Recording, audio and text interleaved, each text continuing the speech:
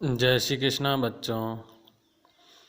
आज हम लोग कक्षा 3 में पर्यावरण विषय के अंदर पाठ संख्या 8 जल ही जीवन का आधार, पाठ संख्या 8 जल ही जीवन का आधार को आगे से अध्ययन करेंगे। ठीक है बच्चों,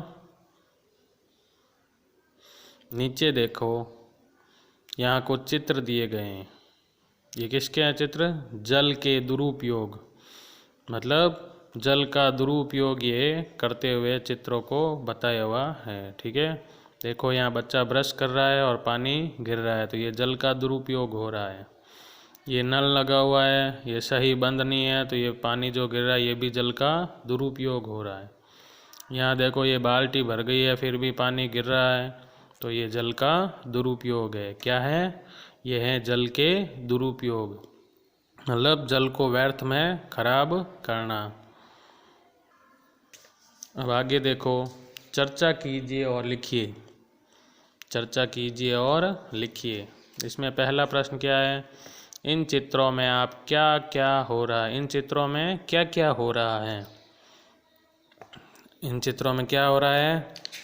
तो इन चित्रों में क्या हो रहा है? जल का दुरुपयोग हो रहा है। इन चित्रों में क्या हो रहा है? जल का दुरुपयोग हो रहा है। ठीक है, फिर दूसरा क्या है? आपने इस तरह पानी को व्यर्थ होते हुए कहाँ कहाँ देखा है?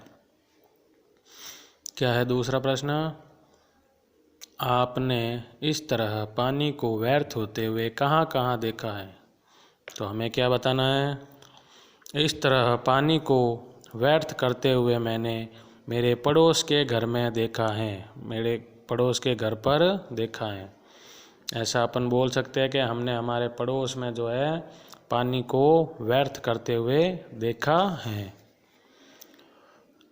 फिर क्या? आपके आसपास के व्यक्ति किस किस प्रकार से जल का दुरुपयोग करते हैं? क्या है तीसरा प्रश्न? आपके आसपास के व्यक्ति किस किस प्रकार से जल का दुरुपयोग करते हैं? तो हम कह सकते हैं कि मेरे चाचा जी शेव करते समय, मतलब दाढ़ी करते समय नल को खुला छोड़ देते हैं, नल को खुला छोड़ देते हैं। और छोटा भाई मंजन करते समय नल को खुला छोड़ देता है, और मेरा छोटा भाई जो है वो मंजन करते समय नल को खुला छोड़ देता है।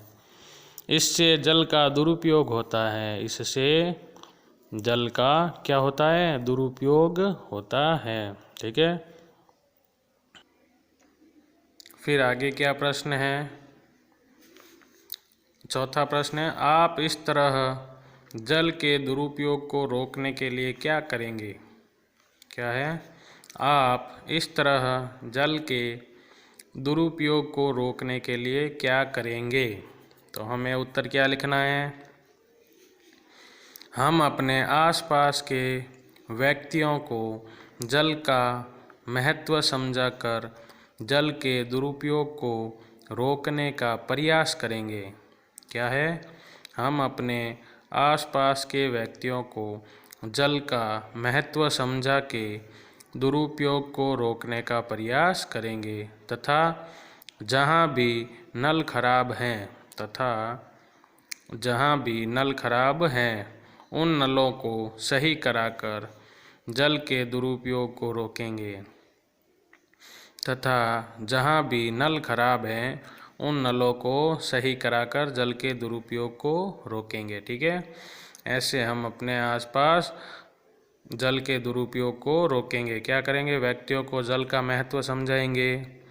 ठीक है, और जहाँ भी नल खराब होगा उसे सही कराकर जल के दुरुपयोग को रोकेंगे। ठीक है, फिर पांचवा प्रश्न क्या है? यदि आपको एक बाल्टी पानी दे दिया जाए, यदि आपको एक बाल्टी पानी दे दिया जाए और कहा जाए कि इतने पानी में ही पूरा दिन गुजारा करना है, कि इतने पानी में ही पूरा दिन गुजारा करना है, तो आप किस तरह से पानी का उपयोग करेंगे?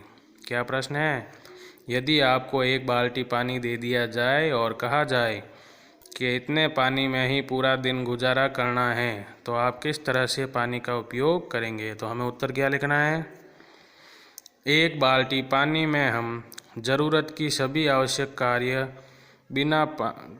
पानी को बिना व्यर्थ गवाए कम से कम पानी से भी पूरा करेंगे। एक बाल्टी पानी में हम ज़रूरत की सभी आवश्यक कार्य पानी को बिना व्यर्थ गवाए कम कम पानी से भी पूरा करेंगे। जैसे आधी बाल्टी पानी से नहा सकते हैं और नहाते वक्त हम बड़े टब में बैठकर व्यर्थ पानी को इकट्ठा कर सकते हैं। क्या करना है? आधी बाल्टी पानी से हम नहा सकते हैं और नहाते वक्त जो है हम बड़े टब में बैठकर व्यर्थ पानी को इकट्ठा कर सकते हैं तथा इसी व्यर्थ पानी को हम शौच इत्यादि में उपयोग कर सकते हैं। ठीक है ना बच्चा? ऐसे हम पानी को बचा सकते हैं एक बाल्टी पानी से। जैसे आधी बाल्टी से हम स्नान करेंगे तो किसी बड़े टब में बैठकर स्नान कर लेंगे, तो जो पानी इकट्ठा होगा उसको हम शौच में काम लेके पानी बचा सकते हैं। ठीक है बच्चों? जय श्री कृष्ण।